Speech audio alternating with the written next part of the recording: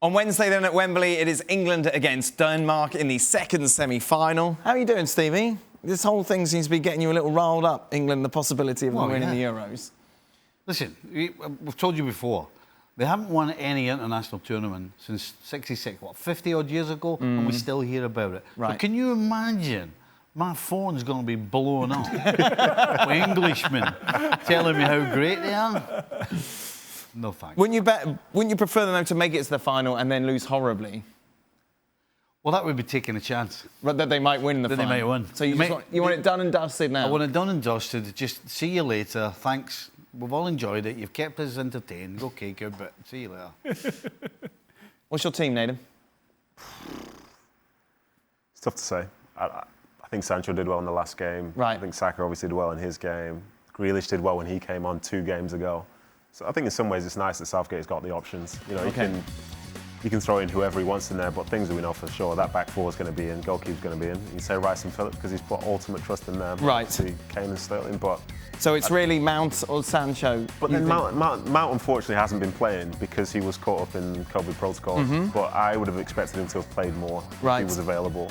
And I think overall he did well in that system. And I think him playing in there made it an easier game for Kane because he didn't have to come as deep. There was somebody behind him to try and be the link man. So I would like to see this sort of formation again. Okay. And maybe if there are a couple of changes, perhaps if, say, Grealish comes in or say, a Foden or a Saka or whatever, I think England are just as good. But I do like this formation. I think this is one whereby they can defend well, but they can have more of a front foot approach in terms of attack. What do you think, Kasey? Take out Pickford now? Will he, quit while you're winning? Of course. I mean, you haven't conceded a goal the whole tournament. So you might keep that record. Your whole defence. Yeah, I think he'll continue to stick with the conservative approach. And, right. And I think really the big question mark is obviously, does he keep Sancho in? Like I said, Foden hasn't exactly had the tournament that maybe people expected him to have, so that's why he hasn't been playing much. Sterling has continued to do the job that people were questioning why he was starting in the first place. And of course you stick with Harry Kane. Yes. The question mark earlier in the tournament when he wasn't quite clicking, okay, fair enough, in a very conservative side, of course he's going to continue to play, and he's shown why you continue to play him in that side. So, agree. I think he sticks with Mount, and the big question will be on that right-hand side.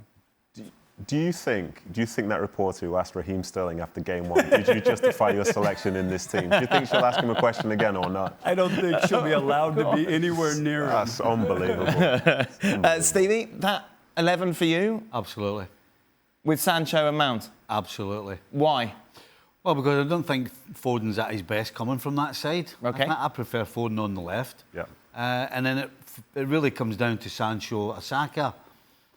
And honestly, you're talking a far more mature and rounded footballer, in my opinion, than Saka. I mean, Saka's compared to the experiences that Sancho has, Saka's an apprentice. And yes, it's great when you see a young player coming on and you see him doing things that the kids do, trying to run past 2 and 3 players, and it gets the crowd going, yes. Right. But this is a semi-final. You need maturity and you need quality. And I think Sancho's got both of them, and both of them are better than Saka. So Dan, 10 days ago or so, I was asked the question, sitting right here, is there a little bit of, maybe a conspiracy against the English players that aren't playing in England? Okay. Jadon Sancho doesn't play. Right. Signs for Manchester United. He's starting. Wow. I wonder why we have these conspiracies. Oh, my goodness. Stevie, from a Danish perspective, you mentioned it, the arrogance of the UK media, talking about the fact that maybe English media. English media. Okay, English media. Scots don't like them. Okay. Remember that. So the English media. Correct. How much do you play on that from a Danish perspective for motivation? Absolutely. Yeah. You take every single thing you can get. Right. And that would be the biggest one. Yes, obviously they're going to take, and they have already taken heart from the situation in the first game against Finland. But you get the board out, and if they've got anything at all on the paper that says how rubbish you are and how great England are, you get it on the board. Okay. You get absolutely everything. So if I'm a Danish player, I'm arriving at Wembley and I'm saying, you know what? I love being the party pooper. Right. And I'm going to shut this lot up. Like the baddie. Oh, absolutely. Everybody loves being the villain. Yeah. It's great. Does that make a difference to a player? I think it could do, but then I think it's 5 of that Danish side have either played or are playing in England anyway. Right. When you talk about Schmeichel, Christensen, another centre-back, you know, there's enough in them anyway. Højbjerg, and they're playing at Wembley against people who they're familiar with. Right. You know what I mean? So ultimately... Nedum, I've got to tell you, when we played against England, with Scotland, I felt completely different. Yeah, that's totally what I mean, yeah. different. I knew the players I was playing against. Yeah. Right? And some I played with. Yeah. I tell you what, I couldn't wait to kick the living daylights. That's what I was going to say for those players. That's exactly how they will be feeling. Yeah. Like, as I say, these are people who they're familiar with, who they play against week in, week out and something, and now you can go and take away all their glory in their home stadium, in the country where you play, and have bragging rights going into the next season. You know what I mean? Look, he's motivated. He's not even playing. So, how did you get on against England when you played at Wembley? It's a long time ago. Does that make a difference? Obviously, these players mentioned playing in England, so this could be an obstacle. Yeah, of course, there's an added motivation for that. Right. No question about it for those players.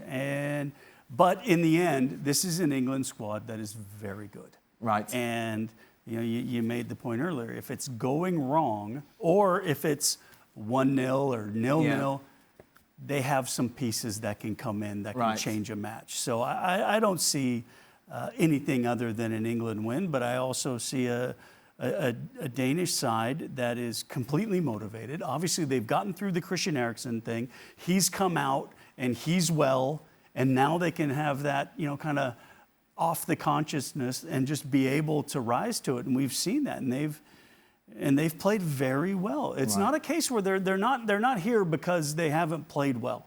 They had some difficult scenarios earlier on in this tournament. They got through it, and they started to play better. I just don't think they have the firepower up front that's going to trouble this English side. How are the fans going to deal with it, Nedum? Like, we talk about having fireworks off the bench. Yeah.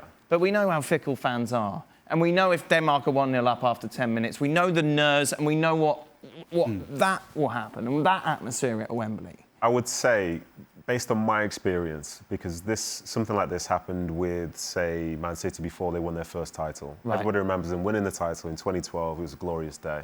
But for the 10, 15, 20 minutes before they scored their second goal, it was a disaster in that stadium. Right. The fans, they were so disappointed, they were angry, the team wasn't playing well. It wasn't a great atmosphere for them to be playing in. It wasn't nice at all.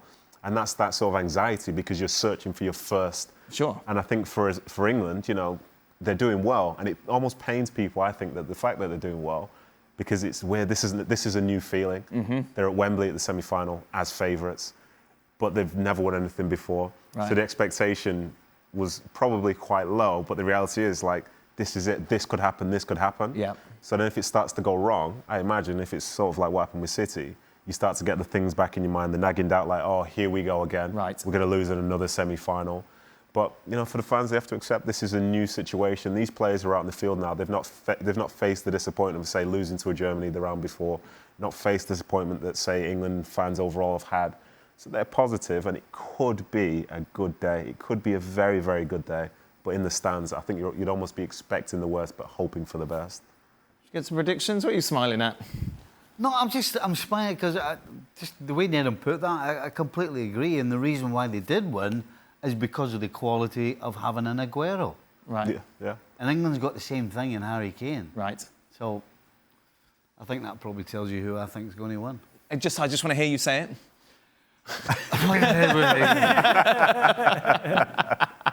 There's a difference, Dan, always between what you think is going to happen and what you want to actually happen. England? Yes. So I think England are going to get to the final, but I've gone for a bigger storyline, and they're going to get to the final on penalties. Oh my goodness, Nedum. There you go.